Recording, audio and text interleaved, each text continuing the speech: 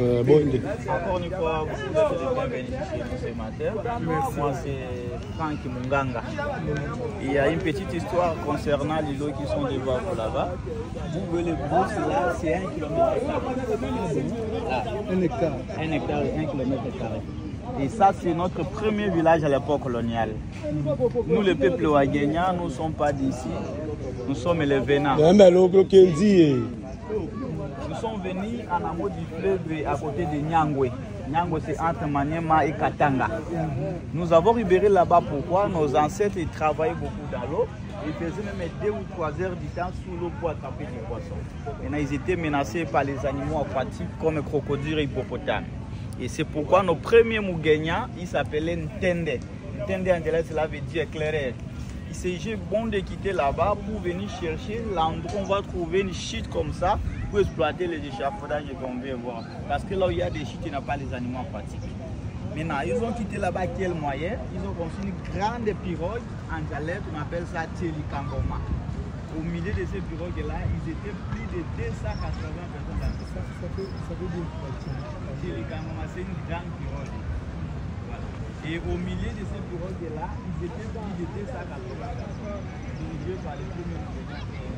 Maintenant, ils ont quitté là-bas quelle année pour se retrouver ici? C'était l'année depuis 1480. C'était au 15e siècle. Ils ont quitté là-bas. Arrivé à 1 km d'ici, c'était vers 18h.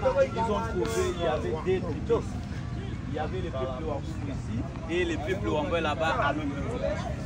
Nous, quand nous sommes venus, nous sommes accueillis par des tribus à l'Anchoïdi, Caribou, Wageni. Cela veut dire soyez les bienvenus les visiteurs. Il a demandé à nos ancêtres, vous venez faire quoi ici? Nos ancêtres disaient que nous sommes venus ici pour la pêche.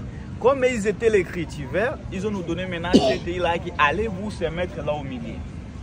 Nos ancêtres, ils ont traversé là-bas, ils ont construit leur maison là-bas et commencé maintenant à exploiter les échafaudages. Il y a tous les dérivés parce qu'il y a des pêcheries. Bientôt, dans 2 semaines, on va abandonner ici pour aller exploiter maintenant là-bas à l'intérieur. Parce qu'on est dans la saison sèche. Maintenant, quand ils étaient là-bas, arrivé l'année 1883, l'explorateur Henri Saleh, il est arrivé ici avec son petit bateau à Kinshasa pour aller rencontrer avec David Livingstone à Ujiji, Tanzanie. Il a jeté un coup d'œil là-bas, il a remarqué beaucoup de fumée dans les brousses. Tellement il était curieux pour aller voir ce qui se passe à l'intérieur. Il demanda à nos ancêtres, ils ont démontré leur canot, il a traversé là-bas. Arrivé là-bas, comme il était très bien accueilli, il a passé aussi 2 nuits là-bas avec nos ancêtres. Et avant de quitter, il demanda à nos ancêtres, si vous êtes à quel endroit? Nos papa répondit à langue swahili, tout comme Kisanga. Kisanga c'est île. Maintenant c'est Saleh qui a augmenté maintenant NEU à la fin de Kisanga, ça devient Kisangani à partir de cette île. Le nom de ville de Kisangani, ça devient à partir de l'histoire face. Et c'est pourquoi on a baptisé notre commune Kisangani. Nous avons libéré là-bas pourquoi? Si nos ancêtres arrivent ici pour faire du travail, à ce moment-là, ils faisaient beaucoup plus trop qu'entre les tribus. Nous, on donne le peuple Wakumu et Wambo du poisson et on donne les bananes et planter les maniocs. Au cours de la route ici, nos ancêtres retournent là-bas, ils buvaient beaucoup d'alcool. C'est là. Comment ça s'appelle ici d'alcool? Vin de palme, l'autocola. Son retour, pour traverser là-bas, pour y arriver là, vous allez monter 600 mètres. C'est le courant d'eau qui va vous conduire jusqu'à ici. Mais la nuit suivante, de prendre la pirogue à partir d'ici pour traverser, ils étaient rapportés par les courants d'eau. Les matins, si on veut faire le nage, au lieu de trouver les poissons, on trouve les cadavres à l'intérieur. Les gens qui sont déjà morts. Et c'est pourquoi nos premiers chefs coutumiers, ils s'appelaient Mongo Aifila. Il s'agit bon de quitter là-bas pour venir se négocier entre des tribus. Parce que c'était les cultivars, ils ont refusé. Comme nos ancêtres étaient trop guerriers, ils ont utilisé d'autres moyens de faire combattre les 2 tribus. Ils ont chassé les peuples Wakumu et Wambole par la force. Les Wambole, ils ont suivi au Coladé 156 km. Les Wakumu, ils ont parti de route d'aéroport à ces routes de Bouddha. Et nous, le peuple Wabignan, nous avons 5 clans là-bas à l'intérieur. Il y a 2 clans qui sont allés s'installer à l'autre côté et 3 clans qui sont restés dans ce côté. Le chef du village, il est là au milieu avec sa famille. Et ce qui est maintenant là, c'est le 4e chef de l'époque coloniale. Donc nous sommes 4e génération. Là maintenant, ça reste lié sacré pour la communauté de Ouagénia. Mais il y a une seule dame, elle est là à l'intérieur. Aujourd'hui, elle a 96 ans, mais elle est vierge. Ah bon? Oui, elle s'appelle Bandei. chaque jour à partir de 0. 96 ans vierge. 96 ans vierge. Et ce n'est pas la première dame, c'est la deuxième. La première, elle est décédée à 142 ans. Et comme elle est là, elle connaît aussi sa mort 3 mois avant. Si elle peut mourir, elle va donner le message au chef. Et le chef va faire une cérémonie. On va choisir 5 filles de 5 ans, filles vierges. On va choisir chaque clan une fille pour faire la cérémonie, pour choisir la fille qui va remplacer. Quand on va choisir la fille, on va l'amener la fille là-bas. Elle va rester 1 mois avec la dame. Jusqu'à ce qu'elle va tout terminer à transmettre tout le pouvoir chez elle. Et maintenant, la dame va mourir. Quand elle va mourir, on ne peut pas l'enterrer. On va construire une petite pirogue, on les met à l'intérieur. On va lui jeter, là, il y a les cataractes là-bas. À crier, à chanter, à demander. Si elle arrive... Tout ça, c'est la coutume. C'est la coutume. Si elle arrive au cœur des sites là-bas, elle disparaît. Et c'est ça. Et là, maintenant... Et la pirogue va disparaître. Elle et la pirogue, tout ça doit disparaître. Maintenant, et la fille qui va rester là-bas, elle va rester à... Mais les pouvoirs qu'elle va transmettre, c'est quoi? Ça consiste à quoi? Bon, selon ici la communauté, elle est comme une autre voyante. S'il y a un problème ici, prophétesse, voilà. S'il y a un problème ici au village, c'est elle qui elle va voir ça avant et va transmettre le message au chef. Et le chef va transmettre le message au notable pour dire que si par exemple votre famille aujourd'hui elle a un problème. Avant de formation, vous voyez à partir ici chez nous, en remontant comme ça, c'est rivière Luala, on passe comme ça. C'est rivière Luala vient du Katanga. Parce qu'il y a beaucoup de cataractes. C'est pourquoi les Belges, ils ont mis les chemins de fer à l'autre côté là-bas pour nous faciliter arriver à 128 km à Ubundu. À partir d'Ubundu jusqu'à Kindu, c'est navigable. C'est au moins 350 km. Arrivé à Kindu, là-bas, il y a aussi chemin de fer Kalemi, Lubumbashi. Mais depuis Sangani, jusqu'à Kinshasa, c'est navigable.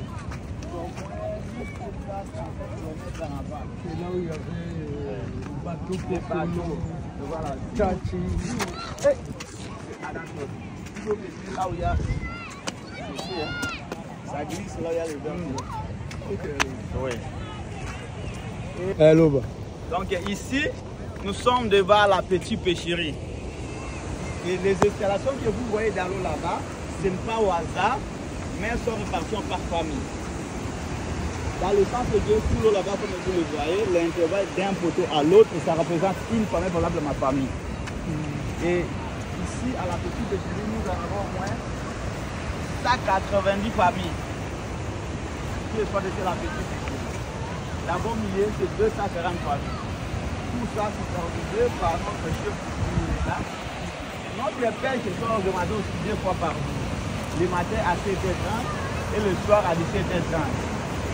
Avant que nous, les pêcheurs, montrent sur le chapeau, les plus privés, le chef du village doit l'écrire. Tous les pêcheurs avec son téléphone traditionnel, en galère, on appelle ça Mungungu Lokole. C'est ça. Et les pêcheurs montrent sur le chapeau, là, il y a pour soulever.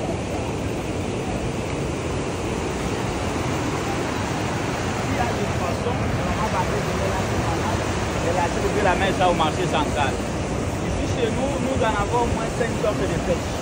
La première pêche, c'est les échafaudages que nous devant vous. En dialecte, on appelle ça Tolimo. Et c'est ça qui est l'ex-président Mobutu, il a mis l'image de notre ville de 50 Maputa. Et même le musée Laurent Désiré, chien VDR, parce que ne trompe pas. Deuxième pêche, c'est poulet en épervier. Si vous voyez les pêcheurs là avec. Troisième pêche, c'est poulet normal, c'est de Kilo. Quatrième, à la ligne d'Amérique.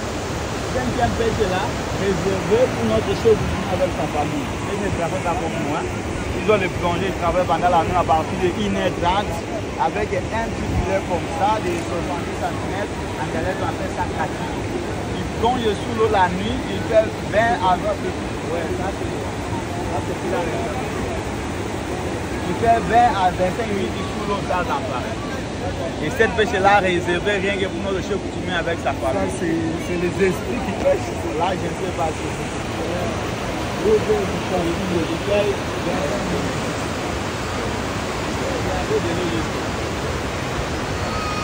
vous voyez les poteaux là, à chaque fois que les gens là, vous demandez comment les poteaux sont fixés dans l'eau. Les poteaux là sont fixés dans les trous qui sont naturels. Vous voyez les trous là? Ce sont les trous naturels. Il y a les trous naturels partout ici. Je savais que le peuple rwandais aura besoin de ça à préparer à la pluie. Et ce qui fait que ça grandit comme ça, selon nos ancêtres, ce sont tous bientôt.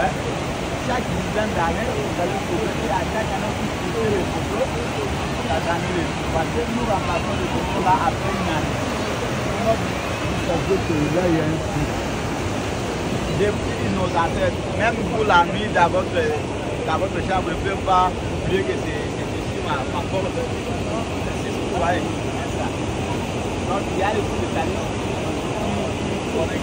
Par exemple, ma famille, on est là. Si on peut poser notre pied, notre arbre là-bas, on va jeter devant et le courant. Vous allez vous avoir tout ce là.